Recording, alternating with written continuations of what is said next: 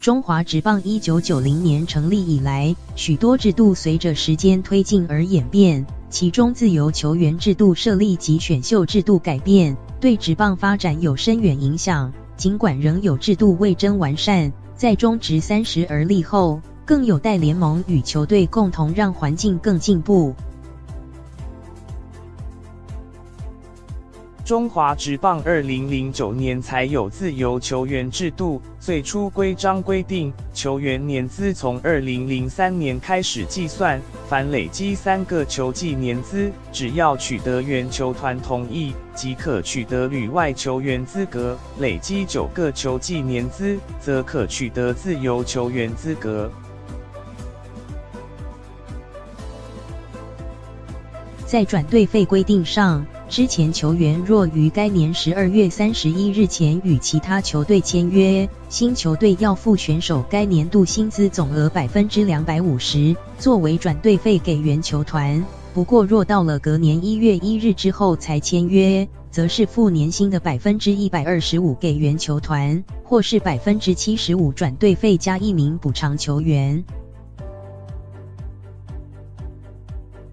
自由球员制度实施之后，率先递出申请的为2011年兴农牛杨建福兄弟向彭正敏，2013年周思齐，2014年张建民，2015年陈金峰等选手都有行使过自由球员资格，不过最终都留在母球队。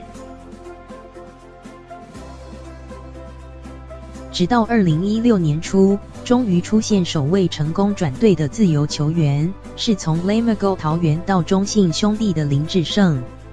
中信兄弟2016年1月4日召开记者会，宣布林志胜以3年总值新台币4500万元加盟，为中华职棒写下新的里程碑。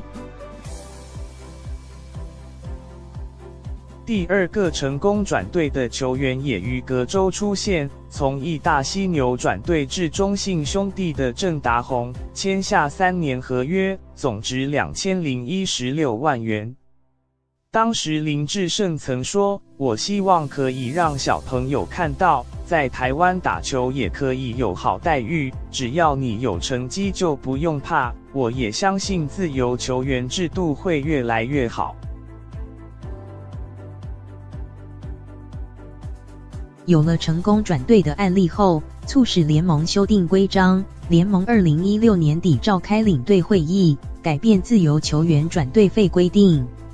新规定取消12月31日之前转队费2倍，统一定额为选手该年度薪资总额的125%，或是年薪75%加1名补偿选手。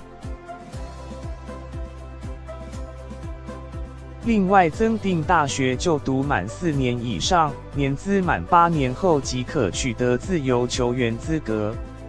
虽然之后仅彭正敏和王胜伟于2016年行使自由球员权利，且都没有成功转队，不过目前唯一申请过2次的彭正敏表示，自由球员制度让我们薪资成长比较快，让球员有机会有一个目标去争取最好待遇，我觉得这是目前为止中职最好的改变。旅外球员方面，王柏荣与陈韵文去年底首度申请此项资格，最终王柏荣成功转战日本职棒北海道日本火腿斗士队，同样为中职历史开了新页。不过，目前中职与他国职棒间尚无完整转队制度，造成各球队与国外职棒谈的标准不一。未来能否像美日、美韩间有入闸制度，是可以努力的方向。中华职棒初期尚未有完整选秀制度，联盟1990至1994年虽然名义上有选秀会，但实际上比较像分配。中职曾于1990年12月12日在兄弟饭店举行旅日球员选秀，讨论林文成、谢长亨、蔡生峰、吴富连、杨介仁、陈明德的归属问题。各队经过讨论之后，才公布球员所属球队。陈奕迅、吕明次要回中华职棒时，也都引起各队激烈的抢人大战。陈奕迅1991年初在各方协调下，破天荒参加外籍球员选秀，才得以加盟兄弟。吕明次1992年初要返回中职时，握有优先选择权的兄弟象与味全龙经过长时间协商，最终采选秀方式，先由兄弟选吕明次，味全再用林义增与陈彦成交易换吕明次。中华职棒1995至1999年间未举办选秀会，而是以特考、测试的方式招揽选手。2000年才恢复办理，季初选秀状元是张家浩，季中选秀状元则是曾义成。自选秀会复办后，出了许多对中职影响深远的球星，如2001年彭政闵、2002年蔡仲南、2003年潘威伦等，都是当年的状元。另外，因中华职棒实施代训制度，2003至2006年都举办代训选秀会，由中职各球团代为培训替代役球员，国训棒球队也暂时停止运作。透过代训选秀，也产出非常多知名球星，像是第一届状元林志胜，之后还有高志刚、王胜伟等人。2007年底开始，代训选秀与一般选秀合并进行，直到体委会2011年取消代训制度，替代役球员重新回归国训棒球队。因应国家兵役政策改变，民国83年1月1日以后出生的役男，只要接受4个月军事训练，也让中华职棒选秀制度做出重大变革。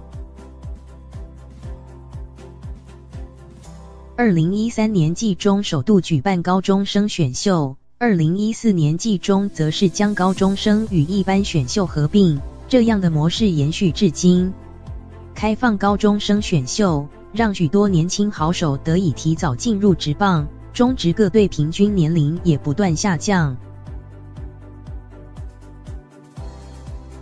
申浩伟与陈虎在2016年同时以高中生身份出现在选秀首轮名单，廖健富于2017年更成为首位高中生状元。去年状元戴培峰也是高中应届毕业生，显现各队选秀策略逐渐以培养潜力新秀为主。